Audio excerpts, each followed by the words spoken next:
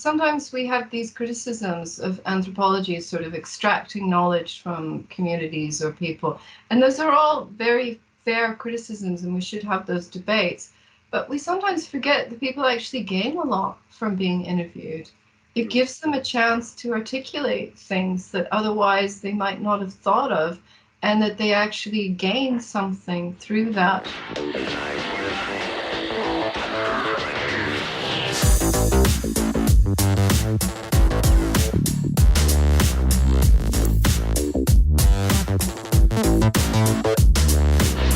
Hello and welcome to another episode of Idioms of Normality on Future Frames TV, the collective podcast series of Traces&Dreams. And today I'm joined with Professor Susanna Trnka. Welcome and thank you for joining us. Hi, Paul. Thanks for having me. And we're currently on a call across the ocean. You're in New Zealand. And tell us a little bit about the perspectives and experiences you bring to the question of normality. Yeah, so I'm a socio-cultural anthropologist, and I think that is probably the underlying question that we're always asking in the discipline that I work in, that we're looking cross-culturally but also historically at what different people in different settings think is normality, think is normal. What is normal behavior? What is sort of normal ideas about gender? What is normal health practices? And then what do they see as somehow abnormal or different, or, you know, where does the variability take them? I love how articulate you are in your writing. I love your conference presentations, and that answer was just beautifully sums up for me something that I've felt about the field of anthropology as well.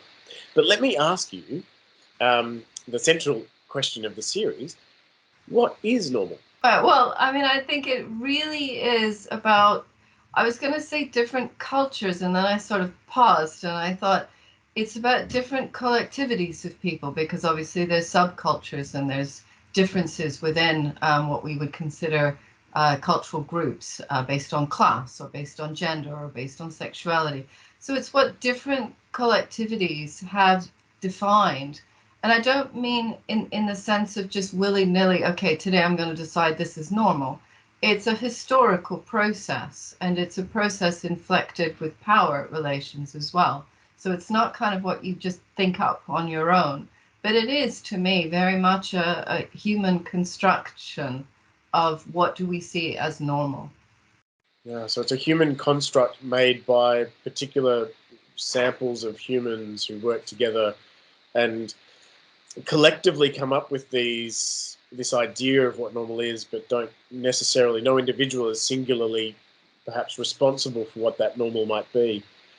The thing I find that's interesting, though, is the more I nudge people to ask them the question, what is normal, the more people realize that, well, actually, they're very good at defining what normal isn't, but actually concretely pinning them down to a single answer for what is normal is really hard. Is it easier to answer the question, what isn't normal? Well, I think it's context specific. So, I mean, I do a lot of medical anthropology. In medicine, we do have ideas about standards and, you know, what is normal blood pressure, what is normal, you know, you name it, different kinds of measurements. But I think we also have that, and this again is where I think anthropology is really exciting, is that it looks, it makes its task to try and understand the sort of values and guiding assumptions that most of us don't immediately have at, you know, the front center of our consciousness. So gender is always a great example. We often do things on the basis of an idea about our gender without realizing that that's what's driving it. But in terms of where the abnormal becomes quite interesting and provocative, for me, it's when you're in a situation that you go, oh, this isn't how things normally are. And I have, luckily or unluckily, had about 3 different research experiences where people around me suddenly went, oh my God, what's happening? One was during the Fiji coup, where there was a state of emergency, and you know, everyday life was completely overturned. You couldn't go to the shops, you were under curfew, there was, you know, military contingents around, people were very frightened whether they were going to be attacked. So that was a moment where people were kind of reflecting on what is normal, because this certainly doesn't feel normal. There's other experiences that I think most of us had with our health at different points, where suddenly things feel off kilter, or, this is certainly not normal for me that I'm feeling this way. Or in my case, it was when I traveled to the Czech Republic with my eldest child, and she had her first ever major asthma attack. And it was like, well, what is normal breathing? What is normal care for someone who's undergoing an asthma attack? And in the Czech Republic, it was really different than when we came back to New Zealand. So that spurred for me a set of questions around what is the normal approach to dealing with respiratory health? And then the third one is the one we're just all going through around the globe, lockdown. Okay, what is that about? COVID, and, these rules around masks, and when you go places, where you don't, when you're contagious, when you're not. We're all redefining what is normal behavior right now through this sense of being plunged into something completely abnormal. I'm going to try and recall all three of those examples and ask you to unpack each one, because the first one I think is from your research on embodiment and nationalism in Fiji. Is that correct? Yes. What were you working on in Fiji at the time? This is my PhD research, and so it started in 1999, some time ago now. And I went to work with Indo-Fijian communities to look at ideas about pain. And I was interested in the sort of historical resonance of pain being articulated through understandings about claims to citizenship rights. So the basic kind of example that I used to give is the language of, we've suffered for this country, we've worked hard for this country, we've sweated into the soil, we made Fiji what it is, therefore we have a right to be here. I was interested how this translated, this was the question I wanted to ask, in people's daily lives. So I was working in a medical center looking at when people came in and complained of pain.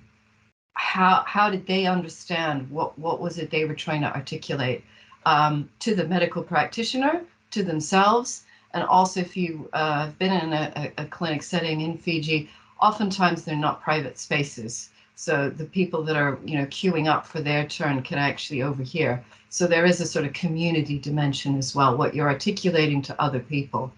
And what I came to in that study was looking at pain as an assertion of being a good person. I try and explain it sometimes to students like being stressed out. So imagine it's final exam time and you see your friend and you're like, how are you? And your friend says, oh, I'm fine. I'm having a great time. I went drinking last night and tonight I'm going to the disco. That you'd be like, that's really strange. Like, I'm really stressed out and everyone's really stressed out, and you should be stressed out because it's exam time. In the same way, and it was particularly women, middle-aged women, who were by far the most frequent users of the clinic for the purposes of kind of generic pain, like pain that wasn't, it's not a broken arm, but it's, oh, my back is hurting or my arms are hurting.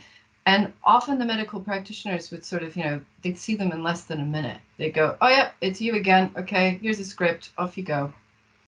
And so the more I followed these women around, the more I started to question, like, what were they actually doing there? Because they would get a script for Panadol, for paracetamol, and often the bus fare that they had to pay to get to the clinic was more than if they actually just bought paracetamol at the store. So they'd get a script and they could get free paracetamol, but it was actually costing them more. And I started to get really interested in the sort of performativity of it, of coming in, seeing a medical specialist, having them authorize, yes, you are in pain. Paul, you are in pain. And you know that, and I know that, and the whole world that sees you walk out with the script knows that. So suddenly your paracetamol is different than if you went to the corner store and you bought paracetamol for yourself, because this is one that a doctor wrote out for you. Basically legitimizing, yes, Paul is working hard. He's stressed during exams. He's not the one going drinking at the pub, right? Though you probably need paracetamol if you go drinking at the pub. It's a really interesting case of that. I mean, when people's clinical encounters are on public display, and how that transforms the performativity of pain and suffering.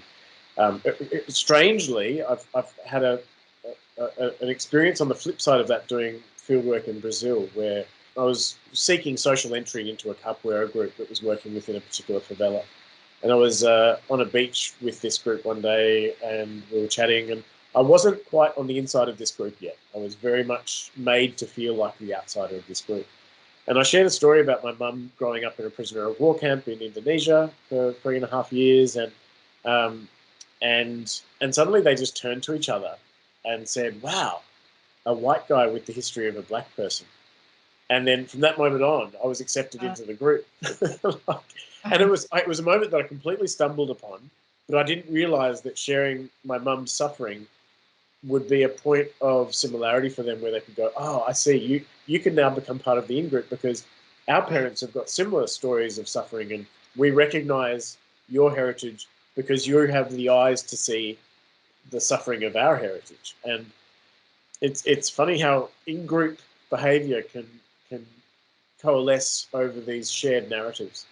Yeah, and how you say it is quite important as well at times, because one of the things that initially I kept getting wrong in Fiji was that, in particular, women of a particular age group, so middle-aged women, would greet each other by saying, "How are you?" And the other person would say, "I'm in pain," or "My back is really hurting," or "My arms are really hurting." And when people did this with me initially, I'd be like, "Oh no, what happened? And can I help you? And, do you need to see somebody? Can I, get you some medication or something?" And they'd be like, "Oh, that's really strange." And again, it's like the student who's stressed during exam times. How you go, "Oh, I'm so busy. I'm just going crazy with these exams." Now, sometimes we say, "Do you need help? Do you need mental health help?" But oftentimes it's not a request for help. It's just you want to be acknowledged. I've got so much work to do. Oh, that sounds terrible. And then the conversation carried on. And so the more I watched women talking to each other, I realized they'd go, "How are you? Oh, I'm in so much pain.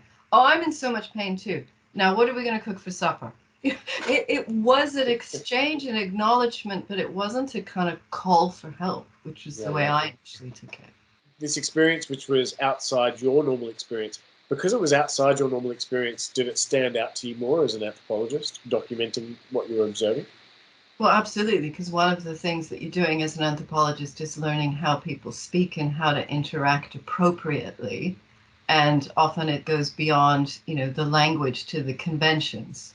And so for me, when you meet someone, particularly someone new, and you say, "How are you?" and they say, "Oh, I'm in pain," that was a bit jarring. And it took me a while to realize, no, that's just sort of what people say. And not that it's meaningless, it has real significance, but not the significance that I was attributing to it. Now, your second case example is from your book, One Blue Child. Yes. And it was about your daughter having an asthma attack in the Czech Republic. And you were talking about what was considered normal care in the Czech Republic and what was considered normal care in New Zealand were quite different.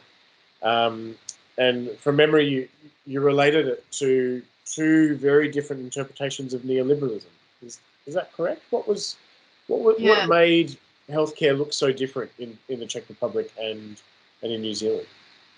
Well, to give you the short answer, in the Czech Republic, we often use this phrase holistic. It was a lot more multifaceted. So yes, there were the same sorts of inhalers and other kinds of asthma medications, but when you went to see a medical professional, that tended to be one of several different things you were asked to do. So there was, and as I list them off, I know that people listening in New Zealand are going to go, "But we do that too." But it was the emphasis, right? So drugs are one part, exercise is one part, going on a spa cure is another part. It was a range of different things that the medical professionals would either prescribe to you or engage in a discussion with you. And when I came back to New Zealand, it was much more focused on, do you have the right medication? The other thing was in the Czech Republic, it was very much focused on building doctor-patient relations. And so you would go see your specialist, and anybody who had asthma had a specialist. You had a respiratory specialist, and you would go see them, what, from a New Zealand context, seemed like extremely frequently. Because there wasn't a sense of, well, the patient knows best. There was a sense of the medical specialist. That's why they're a specialist. That's why they're a doctor, because they've trained. And so the idea of kind of giving patients resources and saying, now you take care of yourself, wasn't kind of embedded in part of the healthcare structure. So again, when we came back to New Zealand, my daughter had been being seen for, weekly or more than that visits by a respiratory specialist while we were in the, I can't remember, I'm sure I say in the book, I think we ended up being there 2 months because they wanted her to be more stable before she flew home. So we were there for quite a while. We came back to New Zealand. The asthma, from my perspective as her mother, was about the same. It had gotten settled, but then it got exacerbated on the travel. We went to see the GP. He made sure she had all the medication and said, okay. And I said, okay, when do we see you again? Oh, if she's unwell. And it was just like, hold on, I've been going weekly for spirometry, for, questioning, for this and that. I've been told, I remember being told by the medical specialist, this is a really serious condition. And the worst thing you could do is not take it seriously and not get the same level of care. And I come back and it's like, come and see us if she's unwell. And I'm not the first person to say this. There were, great studies done in New Zealand about the ways that for asthma care, the support is there when you are in crisis. And so what happens is a lot of patients are continually stepped up. They go in with their medication, but it's not working. They get given more medication. They start to feel better, but there's no follow-up visit. So they don't get stepped down. So it's until they have another respiratory crisis that they come seek more care. And for us, there are times where I was just sort of begging, shouldn't we be doing a spirometry? Oh, no, she's not severe enough and we don't have the resources and da. Shouldn't you be checking her? Oh, we'll just bring her when she's unwell. I mean, there's so many points in that book and the research you conducted that are fascinating. I mean, I remember one part of the book that really stood out to me was when in the Czech Republic, the local steel factory, what was it, were handing out asthma pumps to people, like as a sort of the same way that people would hand out lollipops to get votes or something. It was just really odd. But I think one of the big differences too was the history of collectivism in the Czech Republic and the history of individualization and an increasing focus on the self in New Zealand, yep, which set those two contexts apart. Could you tell us a bit more about that? That goes back to your neoliberal question. So, I mean, the one facet of it is the idea of the patient expert, which is the New Zealand example, where it's here's your resources, now you go manage your care. And at the time that my daughter had asthma, they don't give this out as much anymore, but they used to give these things that you would blow through to try and measure, are you breathing okay? And they'd give you a little chart that you filled in your measurements every day. So it really was patients managing, like they were given these accounting devices where they were supposed to watch themselves and keep an eye on themselves. And sometimes they'd give out little self-management cards or a laminated placard that said, if your peak inhaler rating goes down to this number, then you should call the doctor or you should call 111 or whatever. Well, in the Czech space, it was much more focused on specialists. But as you say, there was also a collective dimension in that there was great awareness from medical specialists as well as just general members of the public that pollution was a huge part of the asthma story in the Czech Republic. And there were concerted efforts, like public efforts, debates in parliament, protests around improving the air pollution levels. And that's where the steel company comes in, because there'd been a lot of protests around them for polluting the air. And they did a lot of kind of out, community. There's a word for it that I'm forgetting. Corporate Outreach? social responsibility. Oh, yeah. Yeah, stuff. They'd go plant trees in the park, and they would pay for kids to go to the ballet. But one of the moves that they did, that they actually strenuously denied they had done, but a documentary filmmaker for Channel 4 had actually filmed it being done, was they went out and they distributed inhalers. Another thing they did was they paid for neonatal incubators in the hospital. That had a different sort of public effect than when the people that are mainly responsible for pollution are actually handing you the inhaler to try and counteract the pollution. So they then denied that they had done it. But, there was enough people, being interviewed about it, and I spoke with activists who remembered that moment really well. This was outside of Prague in Ostrava, which is known as a sort of manufacturing town.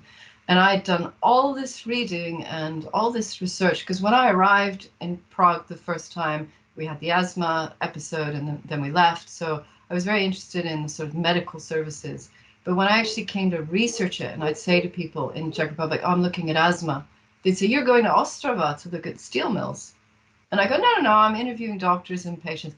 And then, one person after another is like, the normal answer, the normal thing to do if you're looking at asthma is to go look at the steel mills, right? And I suddenly thought, okay, I need to shift my idea of what asthma is about, because to me it was about sick children, families, and doctors. But here it's about, protest and trying to, push back on the steel manufacturers. So I went to Ostrava. So by then I'd done all this reading, and I got off the bus. So I took the train to Ostrava. I took a bus to the area, which was renowned for the pollution. And it was summer when you're not supposed to feel anything. And I got off the bus, and it was like, oh, and that physical, like I could just feel the air pollution. And I'm thinking, this is supposed to be bad in winter, right? In Wow. summer, the numbers are really low. And I was doing the interview with the activist, and I was trying, to focus on him, not on me. But I'm constantly kind of like, it was just like, and he's like, you can feel it, can't you? For him, it was kind of affirming to have somebody just arrive and, without even kind of realizing it, start to embody and enact a response to the air pollution. But clearly, it was there. It was quite significant. Amazing. It's quite frightening, isn't it? And I'm in Australia. You're in New Zealand. Air pollution is thankfully. I mean, I remember 2 years ago, air pollution went through the roof with bushfires, and that was the first time in my life that I'd ever sort of smelt smoke inside the place I was living, my apartment, and but there is a palpable difference in when a place is polluted, when you travel to a big city like absolutely. Got some fieldwork locations in mind, but I don't want to sort of shame any countries or cities, where you land and you're like, I'm not getting as much oxygen as I would be otherwise. And sometimes you can even feel it on your skin, like you just touch your skin and you've got this layer of dirt on your fingers just from walking around all day. Yeah, it's crazy. Yeah. The deeper story there that you're sharing is that this wasn't about asthma patients as individuals. This was about asthma patients grouping together and banding together and taking part in protests, something which would be unthinkable in Australian or even New Zealand context, that they would band together and try and push the medical facilities, the corporations or the government in one direction or the other. And I think there are topics you could, like things like home heating, right? Yeah, right. We don't have the air pollution, but we have other things that exacerbate asthma that you could push back on. We used to have, so I mentioned the spa system in the Czech Republic. Here in Rotorua, we had a spa that was there for asthmatics and others, ages ago, decades upon decades ago. We had children's health camps where they sent asthmatic children, which are very similar to some of the ones currently running in the Czech Republic. So you do have things that people could potentially mobilize around, but it's not as politicized. While in the Czech Republic, I don't know how it is now with COVID, but before, whenever I would visit, a week wouldn't go by that there wouldn't be a story in the paper or on the news or a special, expose looking at asthma or other respiratory conditions. It's interesting, isn't it? Because the history of this, at the end of the 19th century and the early 20th century, when germ theory was really becoming, gaining a stronghold within the medical faculty and within the wider public, the gold standard of treatment was going off to places like sanatoria. And, Yes. The Italians thought that it was by the seaside that you would get the best air, and other countries thought it was in the mountains that you would get the best air. And so these exotic sort of, well, not sort of, these, I was going to say exotic holiday retreats, but they're not. Some of them have become, the architectural legacy of many of these sanatoria has become holiday retreats today. But back in the day, that was the gold standard of treatment. If you were sick and you could afford it, you would go on pilgrimage to a sanatoria and get a healthier diet, cleaner air, better exercise. You still can in Eastern Europe. You still can. And that was one of the debates when I was doing this research, was some critics were starting to say it's a government-paid holiday. And I would interview families, because when you had young kids, the mother could also come along, or sometimes, mother and father or an older sibling if there was no one to care for them if they stayed home. So you had different sort of groupings would go for 6 weeks, for 8 weeks, to, this spa where you get treatments that are not particularly fun, but you also go on walks, or you might go horse riding, or you might have sort of leisure days.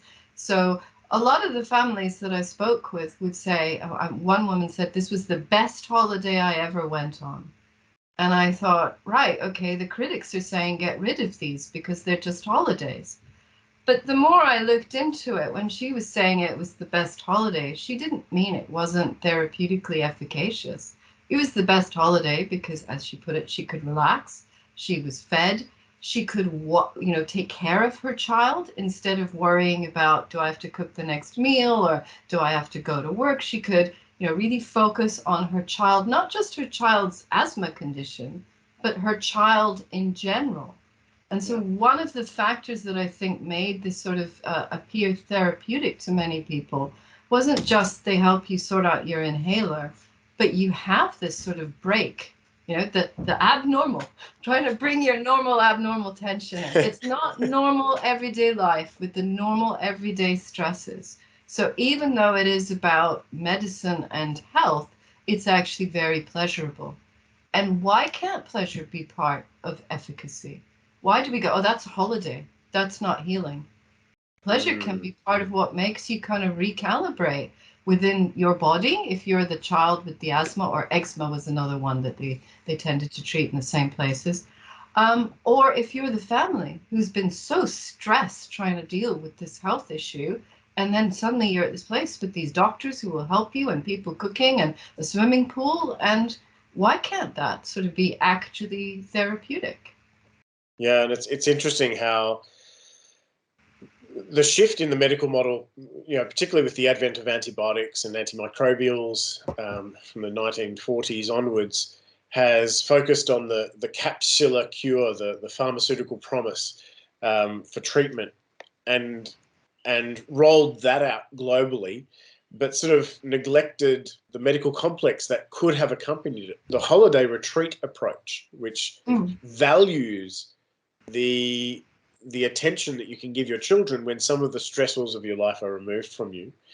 And it's interesting because when I look at diseases like tuberculosis, for example, what we see in developed countries is that tuberculosis rates actually declined prior to the advent of antimicrobials, largely because people were getting out of the community where they were spreading the disease, going to sanatoria where it was contained.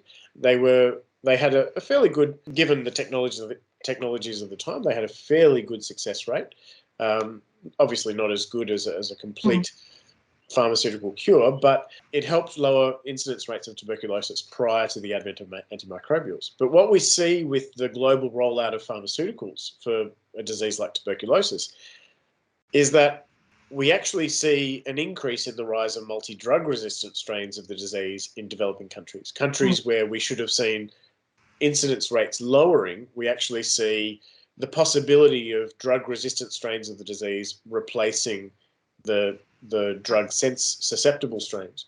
And to me, that's because we have been focusing singularly upon one method of treatment, and that is the capsule, which is easy to produce, mass produce, and distribute widely and make a profit from. But globalizing the sanatoria treatment, globalizing the spa treatment, that's much more difficult, and it's much more costly. It's only going to appeal to people who can afford it. It's particularly if the state isn't supporting it. Anyway, a little bit of a historical riff there. I don't want to go off topic, but it's fascinating for me that some of these countries have preserved that history of the spa, history of the sanatoria, and a lot of countries have not preserved that.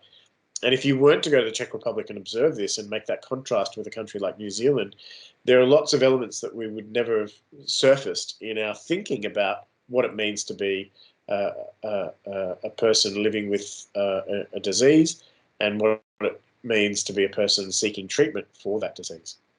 Absolutely. Now, the third example, remind me, is this from your book Traversing?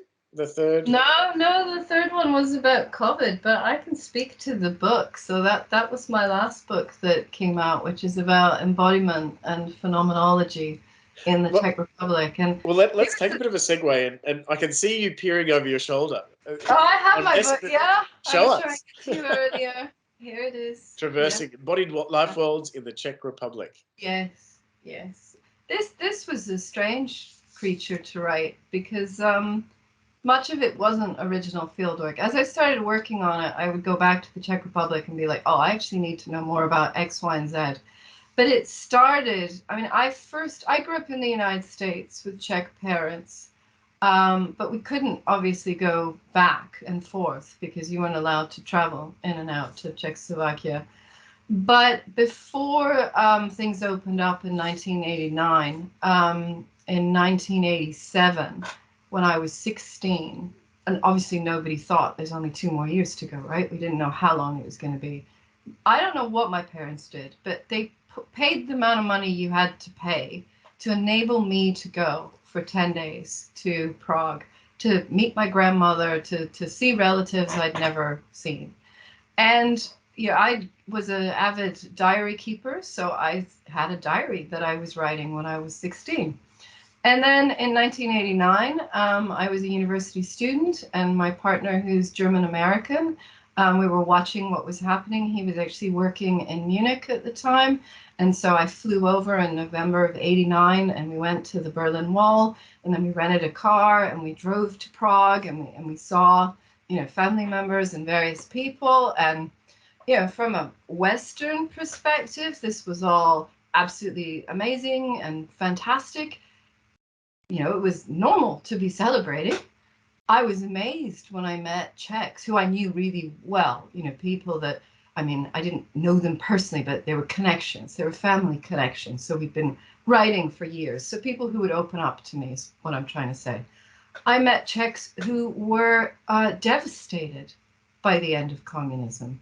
And it was because they were part of the machinery. Like, they weren't the instigators, but they had signed, their pledge to the Communist Party. They'd gotten their promotions at work, maybe not because they were the greatest teacher or the greatest, whatever, but because they were party members, and they were seeing their whole lives kind of crash down. So I found this absolutely fascinating, and I was taking notes on that. And then there was the fieldwork visits and various family occasions over the years. So I had 30 years of notes on observations on Czech life, and that became the book. So some of it is field work, like I'm doing the asthma stuff, but I'm also looking at family relations as part of that. And so the stuff on mothers and relationships within families gets put in the book. Other things were moments, when I was 16, I never thought this is field work, but it was observational engagement in what was happening. Now, to stay on theme, I'm just going to highlight that diary keeping is an interesting one, isn't it? because Yes. I remember being encouraged to keep a diary when I was in grade 3, but then over time that sort of decayed. Keeping a diary just wasn't promoted by teachers as much as it was in my time or prior to my time. And that is, my sisters are 9 and 10 years older than me, and they were certainly encouraged to keep diaries. But diary keeping isn't all that old, really. It's only a few hundred years old at best. So now And you do it online, right? Now you do it through Facebook or through Instagram or other ways, and that's the way we've been talking about the pandemic. Many people. So are they keeping a? I don't. There's people that'll keep written diaries, but there's now other cats people keep who keep a diaries diary. too. But sorry. Now cats keep diaries as well. Yes. Yes, but no, this was a much more traditional diary. And then I went through and I looked at various themes of embodiment. So things like food and pleasure. So pleasure comes back in. Things like sexuality and gender relations. There's a chapter on the internet and on people of different generations and how they use the internet differently, from young kids who are gaming to an older woman in her 70s who suffers from agoraphobia. And so being able to order things online both enables the agoraphobia. She doesn't need to go out. She can get new curtains without, having to step outside of her house. But it also enables a kind of connection with the world. So she spends a lot of time reading the news and is sort of, up to date on anything happening anywhere in the world. But she refuses to leave her apartment. So it was sort of these encounters with various people over 3 decades that get reflected in this book, trying to understand Czech culture and its, most fundamental, what is it to be Czech as opposed to being French or as opposed to being, American. And there's no single answer, right? It's about that kind of way of life, those life ways that inflect a life as Czech. And also, I guess the book traverses, pun intended, the possibility of of asking what is it like to be Czechoslovakian, as opposed to what it is like to be Czech. Yes. And the examples that you just gave us about people who resisted the collapse, who felt that was a real disruption to their lives. Yeah. As an anthropologist, this is a technical question for you. What is the difference between keeping a diary and keeping ethnographic notes? Oh, they're hugely different. I don't put my arguments with my husband in my ethnographic field notes. So this was interesting when I was in Fiji because the electricity couldn't be relied on all the time. And so there were times where I couldn't use my laptop to take my notes and I would be forced to handwrite them. And I thought I was doing the same thing. Like today there's no electricity, so I'm handwriting my field notes. Oh, good, there is electricity. I'm going to, write up my field notes on the laptop. When I came back and I read them, they were quite different documents. I was much more open about my feelings in the handwritten stuff. So I'd say, I went to see so-and-so, he's such a jerk. You would not see that in my field notes, even though nobody else read them. Like I wasn't sending them to my supervisor. I was in my head thinking, I'm an anthropologist, or I want to be an anthropologist. I'm an anthropology student now, and I'm typing up my notes because that's what you do. And the handwritten just took me right back to when I was 16 writing in the diary, and a lot more emotional stuff. Did that hamper or assist? Oh, it was very helpful. It was very helpful to see what I actually felt in that moment, about that particular dynamic. Or, I would have tried to encourage myself to do it more in the type notes if I knew, but I didn't kind of know until later. You're reminding me of a sort of a moment I had when I was in Indonesia, and I just completely riffed. I think I wrote 10 pages on the fact that someone had not just double parked, someone had triple parked my car in, or not my car in, but the car we were driving in. Yeah. And I riffed for like 10 pages, and it was just ranting. Me just going, this is how frustrated I was. But also, it was an incredibly revealing moment for me because it revealed to me something about the thinking that was completely different the fact that this was normal in that context, and my frustration, aggravation about that moment revealed something to me that was the difference between where I was and where I'd grown up. And even though it was 10 pages of ranting, there still was something, there was a nugget of something that really helped transform other things that I'd been documenting in my ethnography. What's your advice to young anthropologists about record in every possible way? Record, keep your letters, whether you're sending people emails, or in some places you're still sending written letters, photograph, and do try and do that work of situating yourself. It's a weird thing, your first field work, because on the one hand, you're professionalizing yourself, and you're very aware, I think many of us are aware of, I want to be an anthropologist, and this is what an anthropologist does. I mean, obviously, I wasn't running around with that in my head, but when I look back, this was my idea of what fieldwork notes were supposed to be, versus, a much more deeper connection to what you write in a diary. So I was there when things were really fraught. Like, I write about this in the book about the coup. A pivotal moment for me was, everybody keeps machetes sometimes when you live in urban spaces, but particularly when you live outside of urban spaces, you use machetes for various things. So everybody has a machete.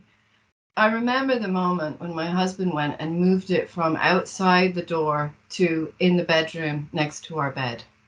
And I just remember sort of thinking, the stakes have shifted here if he feels we're this insecure that we need a weapon in the house. And you can say what you think about weapons, but it clearly marked a shift in our sense of security. Yeah. That isn't there in the typed notes. The typed notes are much more, I'm trying to be professional about this. I'm recording the story of a woman who says she was raped and ran away from the village because of the events. And I'm recording it almost like a journalist, though, with analysis as well. In the diary, it's like, I am 8 months pregnant. I have a 3-year-old. What am I doing here? Yeah. Is so-and-so going to protect us if we need it? Or, where are we going to get information from? It's a lot more kind of placing myself and my concerns, which again, nobody read the fieldwork notes. So it's not like a supervisor going, oh, you're being very unprofessional. It was about me performing to myself. I'm here as an ethnographer, and this is what ethnographers do, versus this is me, Susanna, with these various things in my life, and how am I coping? I liked that turn of phrase, performing to myself.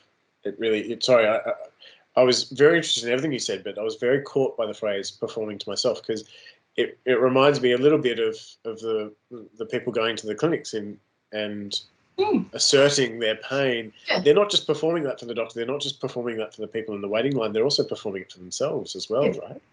Yes. And there's so many performances that we put on daily for ourselves. And if for me, when I'm thinking about the topic of normality, I'm thinking about all the performances that we put on us in our daily lives that no one ever sees, that we do just to feel normal, or to assert our own normality to ourselves, to self-govern that sense of normality.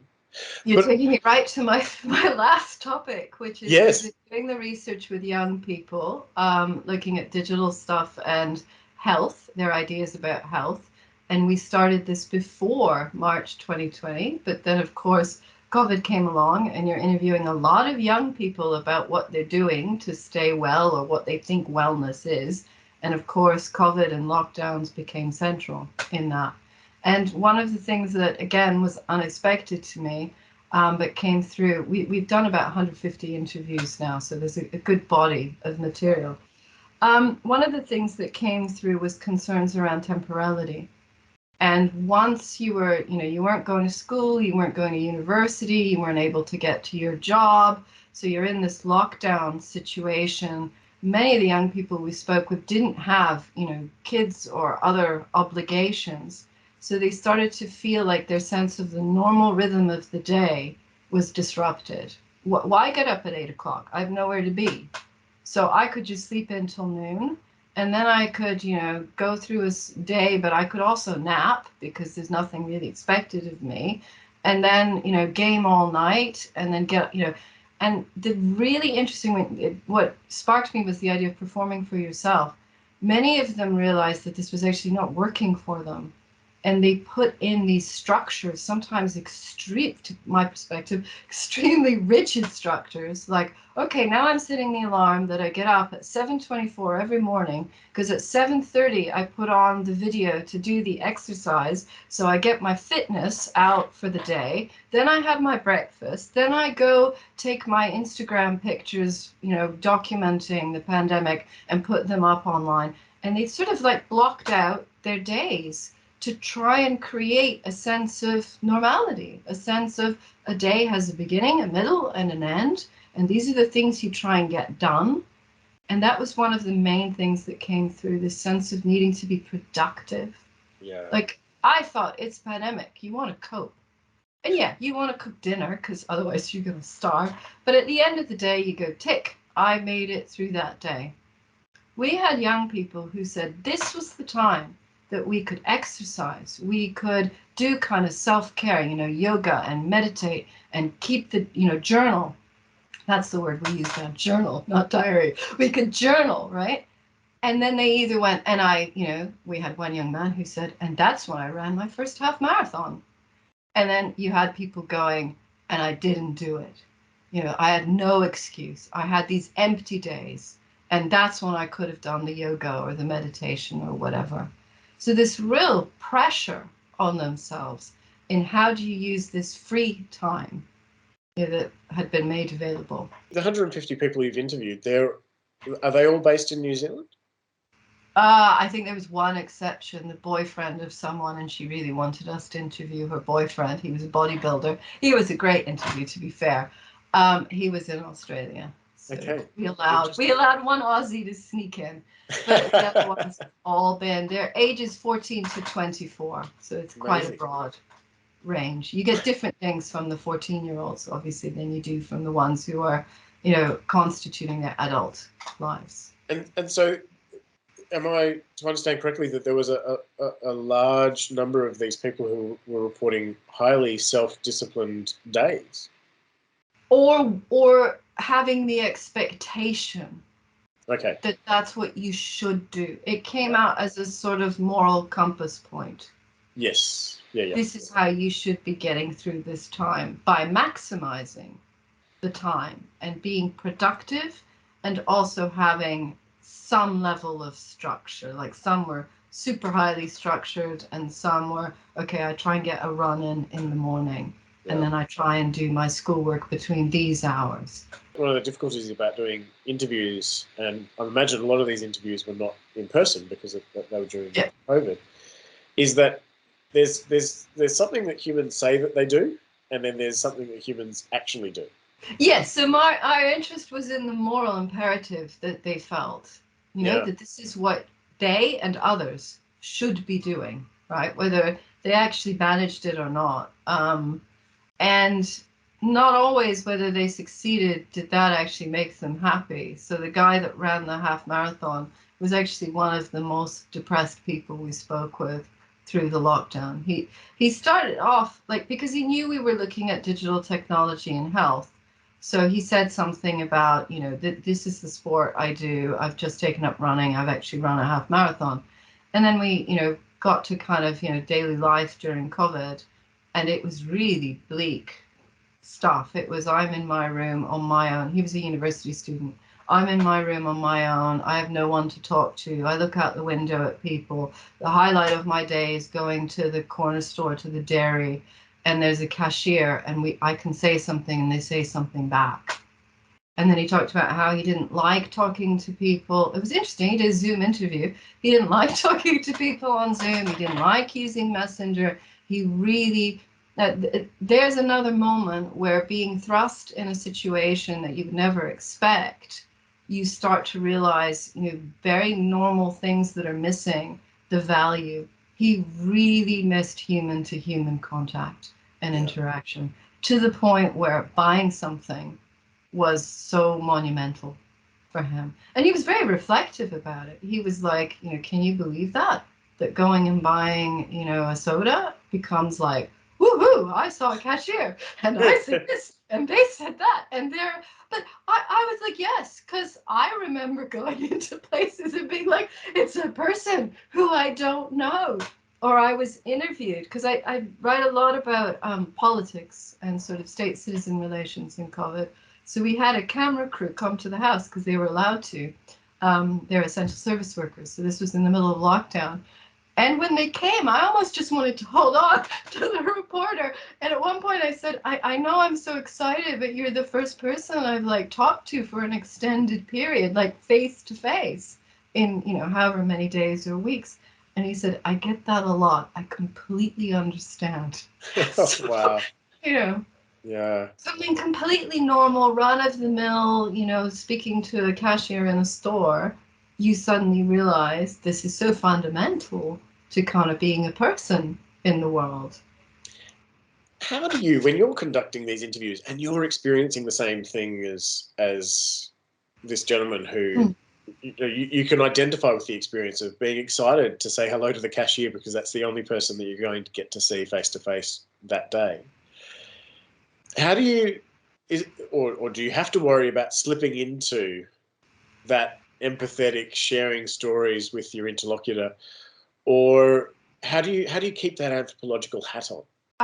It's not a problem. I'm always focused on trying to help people tell their stories. So if I thought it was helpful, if I thought that, you know, he was feeling embarrassed or ashamed, then I might say, oh, I do that too.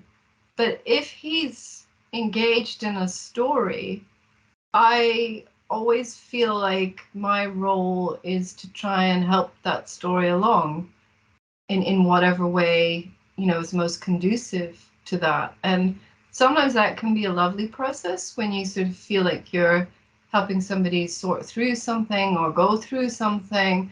And you know, some of the interviews, so we had several graduate students who were doing a lot of the interviews for us.